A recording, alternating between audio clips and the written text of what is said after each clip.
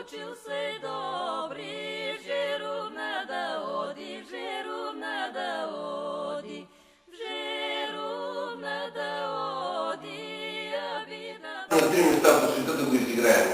Да представим България при откриването на Европейския съюз. След това ходихме на Европалия и сега се връщаме в Москва.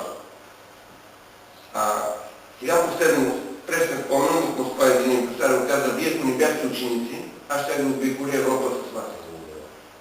Час и 35 минути, през което време 60 човека сменят 378 костюма.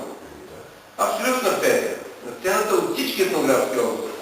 Това нещо в България Министерството го показва само от време на време за общи концерти по някакъв повод. Кажете ли? Да. Неподготвени сме да продаваме, това е истината. Но от друга страна, сега ще се върна към въпроса, който Лало ще подправя. Защо няма произведение? Защото всички млади мои любезни колеги, които започнаха да се занимават с правене на танци, не познават музикалната форма из основа.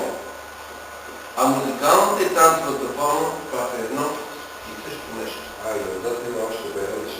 И който не влезе в тези прости, едноделни, двуделни, триделни, сюитни и други неща като форма, не ги познава, танцът му винаги ще бъде една плоска масичка, на която няма нищо сложено. За съжаление, трябва да признаете с Бог. И за това ние не можем да продадем в момента. Той казва: аз ще купя билет един път и втори път не. Защото няма интересни неща, няма верни неща, няма истинска стойност, цинична. Това е за съжаление. Има едно подражателство. Да кажем, подражателство на този световно известен състав, на онзи световно известен състав, но то е подражателство. То не е творчество, то не е родено, то не е истинство.